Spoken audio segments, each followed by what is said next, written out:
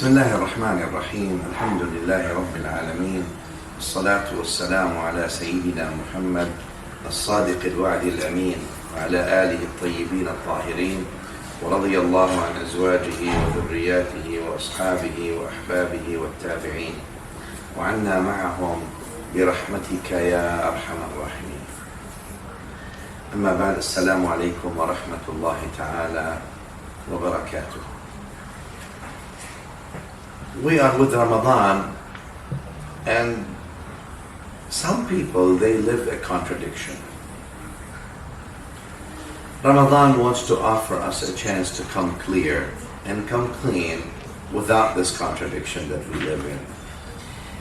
Some, especially young people, they seem to think that they're not powerful enough to discipline themselves except in Ramadan. But that itself is a contradiction, because in Ramadan they seem to discipline themselves. They seem to be able to refrain from doing things that they were doing outside of Ramadan.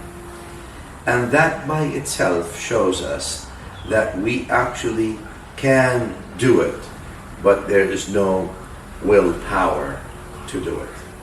Ramadan offers us that strength to have a willpower, to train us to have a willpower, to discipline ourselves to become better people. Because if you can do it in Ramadan, and you can refrain from doing evil and saying evil and thinking evil during the day of Ramadan, it means you do have the willpower to carry it on throughout the year, but you're not willing to. So exercise that, strengthen your willpower in Ramadan so it can carry you for longer than or beyond Ramadan. You see, oftentimes in Ramadan, young people, and that should also be a point. Instead of before Ramadan, they gather around to go to this coffee shop or to go to this place or to go to this home or their friend's house and meet up and etc. and all that. But maybe in this Ramadan we want to try something different. Maybe we want to try to have those young people meet up at the masjid for Taraweeh. Meet up let's say they find a masjid, they meet up at Taraweeh there, they pray, after prayer they talk, they socialize, but they all come and pray. And that's also for them to be better people, to be exposed to Allah's mercy, Allah's blessings for them. And as well as important is that they start training themselves for the last 10 days of Ramadan, where they want to spend more time praying and more time with Allah subhanahu wa ta'ala. The implicit idea here is getting the young people and everyone really to spend more time with Allah subhanahu wa ta'ala. Instead of going to the malls and going here that people used to do, now meet up at the mosque. Make it fun, make it pleasant. It's not a burden, it's actually a great honor and a great reward that you will get. It's a relief, and therefore let's ask the groups, whether young people, men, women, meet up at the masajid for Taraweeh. Stay for some Qiyamul Layl as well, etc., etc., etc. You can do it because you've proven that you actually have the willpower. Before the flower dies, before you're become too old and too sick and too busy, you witness and you see people who are no longer able to walk, and now they use a cane. And long years have left an effect on their faces. Those people used to be filled with energy and activity when they were young, and now they're no longer there. And you know what? We all will be there sometime when we are no longer as active, we're no longer as energetic, we no longer have that time of the youth, and therefore do things before you're unable to do them, because then you might regret that.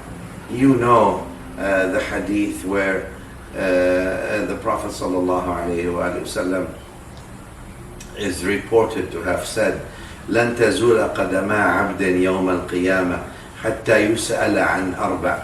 You will not be passing the test of Qiyamah until you're asked about four things. عن عمره فيما أفناه, about his age, how did he spend his life, how did she spend her life. وعن شبابه فيما أبلاه, and about his youth, how did he use up his youth. وعن ماله, and about his wealth, how did he earn it and how did he spend it. So these are four questions, but notice two about time and the other two about money, right? The four questions. The two about time is on your whole life, how did you spend it, and on your youth, how did you use it up. As if, because youth is you're using it up. And also about money, how did you earn it and how did you spend it. So let's prepare ourselves and prepare our answers. And also I want to say something also as well for the young people, where the Prophet ﷺ told us about 7 people who will be granted a shaykh, yani mercy, in the day of judgment, where no one is granted the mercy but those who are granted the mercy. And among them, شَابٌ نَشَأَ فِي طَاعَةِ اللَّهِ, a young person who has grown up, who grew in the obedience of Allah. That's a person who will have that shafa'ah, who will have that shade in the day of judgment, where no one is, others are having a shade. What prevents any one of us from being that? That tawfiq from Allah and the will to want to do it. I am sure many of you have already seen a lot of people who attend the masajid during Ramadan, and the masajid are filled with the musallis, with the people who are praying and those who are reading the Quran, and Mecca and Medina are filled with those who are attending to do Umrah and Ziyarah, and people are charitable in that month. So you see this one is praying, and that one is reciting, and that one is giving charity, and the other one is making dua. Where are you in all that? People are competing. Where are you in all that? A lot of people are satisfied by wishful thinking. Oh, I want to change. I'm waiting for the right time. That's called wishful thinking. Until something happens and he no longer can do what his wishful thinking wanted to do. The time, my dear beloved, to change is now, and now is the right time. Let's take advantage of Ramadan. Bismillah. Assalamu alaikum wa rahmatullahi ta'ala wa barakatuh.